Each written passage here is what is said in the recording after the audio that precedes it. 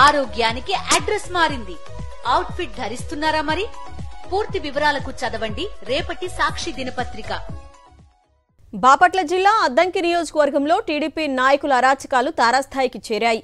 అద్దంకి మండలం ధర్మవరం గ్రామంలో టీడీపీ నాయకులు ఏర్పాటు చేసిన వినాయకుడి నిమజ్జనంలో ఘర్షణలకు తెరలేపారు. వైఎస్ఆర్ కాంగ్రెస్ పార్టీ ఎంపీపీ బంధువు ప్రభాకర్ రెడ్డి సంబంధించిన పెట్రోల్ బంకుతో పాటు మరో వ్యక్తికి సంబంధించిన ట్రాక్టర్కు నిప్పు పెట్టారు టీడీపీ కార్యకర్తలు. ట్రాక్టర్కు నిప్పు అంటించే క్రమంలో అడ్డుకున్న వైఎస్ఆర్ కాంగ్రెస్ పార్టీ కార్యకర్తలపై దాడికి పాల్పడ్డారు. ఈ దాడిలో పలువురు వైఎస్ఆర్ కాంగ్రెస్ పార్టీ కార్యకర్తలకు గాయాలయ్యాయి. పెట్రోల్ బంకుకు నిప్పంటించి అక్కడున్న సామాగ్రిని టీడీపీ వర్గీయులు ధ్వంసం చేశారు. అనంతరం వైఎస్ఆర్సీపీ వర్గీయులకు సంబంధించిన కంకర క్రషర్పై దాడి చేశారు. పలు టిప్పర్లపై రాళ్లు రువ్వి అద్దాలు ధ్వంసం చేశారు. ఇంత జరుగుతున్నా పోలీసులు ప్రేక్షక పాత్ర వహించడంపై పలు అనుమానాలు వ్యక్తమవుతున్నాయి. పోలీసుల ప్రోద్బలంతోనే దాడులు జరుగుతున్నాయన్న విమర్శలు వ్యక్తమవుతున్నాయి. రైట్, ఈ ఘటనకు సంబంధించి శ్రీనివాస్ మరిన్ని డీటెయిల్స్ అందిస్తారు. శ్రీనివాస్, ప్రతి ఘటనలోనూ పోలీసులు ప్రేక్షక పాత్ర వహిస్తున్నారు. టీడీపీ గుండాలు దాడులు దౌర్జన్యాలు చేస్తుంటే ఈ ఘటనని కూడా ఎలా చూడాలి? ఈ వరుసగా జరుగుతున్న ప్రకాశం జిల్లాలో ప్రధానంగా తీసుకుంటే వెంటనే ఒక 2-3 రోజుల క్రితము కురిచేడు మండలంలో జరిగింది. దర్శన నియోజకవర్గంలో బేతనకొండ అక్కడ కూడా వినాయక నిమజ్జనం జరిగేటువంటి ఊరేగింపు కార్యక్రమంలోనూ అల్లర్లు రేపి ఉద్దేశపూర్వకంగా ఒక వర్గాన్ని రెచ్చగొట్టి ఆ వర్గం దాడిని ఎత్తుకొనిపోయేటువంటి పరిస్థితి వచ్చింది. అలాగే రాత్రి కూడా గురించి అర్థంచి మన ధర్మనారాయణ విలేజ్ లో కూడా అలాంటి వాతావరణాన్ని క్రియేట్ చేశారు. శ్రీనివాస్, ఒక్క నిమిషం మీ లైన్ లోనే ఉండండి. వైఎస్ఆర్సీపీ ఇన్ఛార్జ్ అద్దంకి నియోజకవర్గ ఇన్ఛార్జ్ గారు హనుమిరెడ్డి గారు లైన్ లో ఉన్నారు. హనుమిరెడ్డి గారు నమస్కారం అండి. మనం ప్రతి కూటమి ప్రభుత్వం అధికారంలోకి వచ్చిన దగ్గర నుంచి చూస్తూనే ఉన్నాము. ఆస్తులు ధ్వంసం చేయటం, బెదిరించటం, భయభ్రాంతులకు గురి చేయటం. సో ఈ రోజు జరిగిన ఘటన మీరేం చెప్తారు? రాక్షస పాలన అవుతా ఉందమ్మా రాష్ట్రంలో. మరి పోలీసులు అక్కడే ఉన్నారు, పోలీసులు కూడా ప్రేక్షక పాత్రే పోషించారు అని బాహాటంగానే మాటలు వినిపిస్తున్నాయి. అయినా కూడా దానికి రెస్పాండ్ అవ్వట్లేదు వాళ్ళు. పోలీసులున్నా ఎవరున్నా అందరూ ఉన్నారమ్మా అక్కడే. పోలీసు డిపార్ట్మెంట్ అంతా ఉన్నా కానీ ఎవరున్నా ఎవరో ఏం మీ పని అయిపోతే రంగంలో దిగుతా ఉన్నట్లుగా వాళ్ళు బిహేవ్ చేస్తా ఉన్నారు వాళ్ళు. అంటే సినిమాల్లో లాస్ట్ లో క్లైమాక్స్ లో పోలీసులు వస్తారు కదా, అలాగా అట్లా ఉందమ్మా. ఈ రోజు పరిస్థితులు వస్తా ఉంటే ప్రతి ఏది కనబడితే ఇది కూడా దహనం చేసే పరిస్థితి కనిపిస్తా ఉంది. రాక్షస రాజ్యం అయితే మన రాష్ట్రం నడుస్తా ఉంది అనిపిస్తా ఉందమ్మా. జగన్మోహన్ రెడ్డి గారు చేసినటువంటి 5 సంవత్సరాల్లో కూడా ఇలాంటి సంఘటన ఒక్కటి రాష్ట్రం మొత్తం ఒక్కటి కూడా జరగలేదు.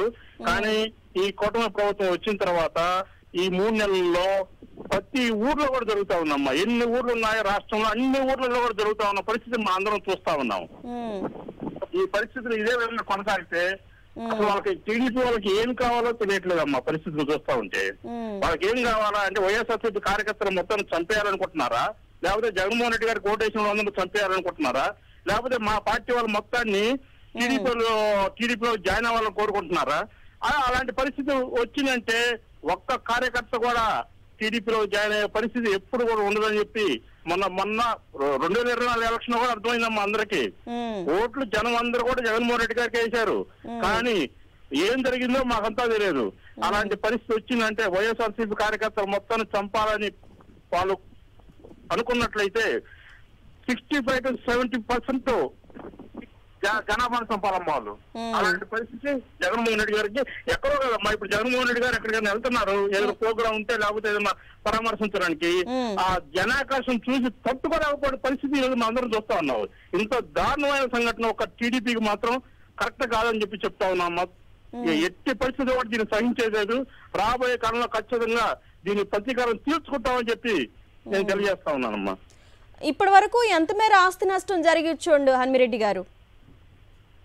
ఆస్తి నష్టం ఏందమ్మా, అసలు మా వాళ్ళు ఊరంతా వల్లకాటు చేస్తున్నారమ్మా. మా వాళ్ళ మొత్తాన్ని వైఎస్ఆర్సీపీ కార్యకర్తల మొత్తాన్ని ఇళ్లలోంచి తీసుకుని పోలీస్ స్టేషన్ కూర్చోబెడుతున్నారు.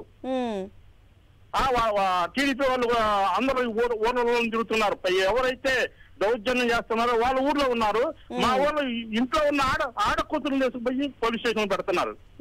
ఇలాంటి పరిస్థితులు ఈ రాష్ట్రంలో జరుగుతుందంటే ఇది బీహార్ కన్నా దారుణంగా తయారైందని చెప్పి ఖచ్చితంగా చెప్తా ఉన్నానమ్మా. ఈ టీడీపీ వాళ్ళు దాడులకి ఆడ అనలేదు, ముస్లిం ముత్తక అనలేదు, మగవాళ్ళు ఇంట్లో లేని టైంలో కూడా వచ్చి ఆడవాళ్ళని బెదిరిస్తున్నారు అని ఒక టాక్ నడుస్తుంది హనుమిరెడ్డి గారు.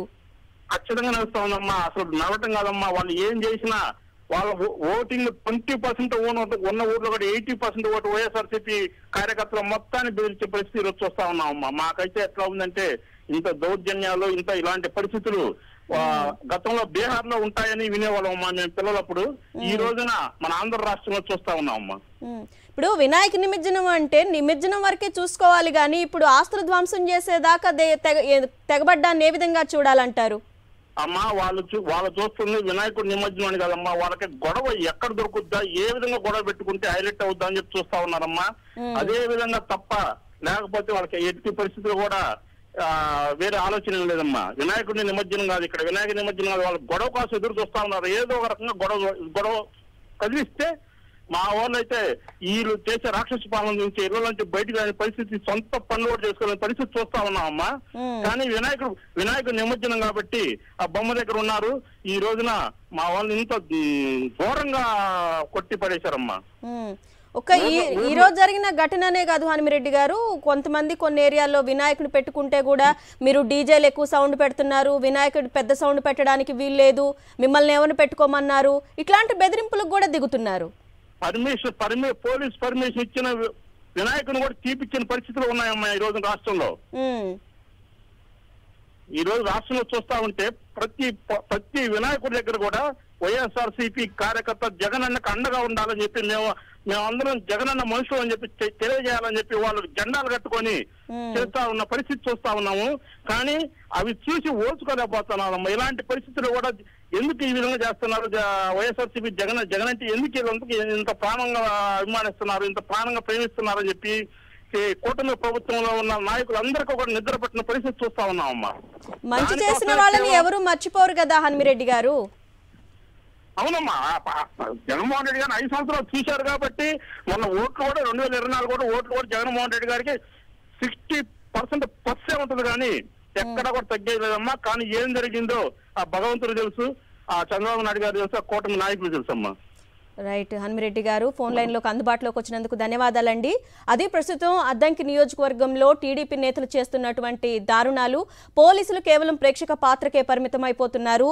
ఓకే, మీ పని మీరు కానియండి, లాస్ట్లో వచ్చి మేము చూసుకుంటాము అన్నట్లుగా ఉంటోంది ప్రస్తుతం నియోజకవర్గాల్లో పరిస్థితి.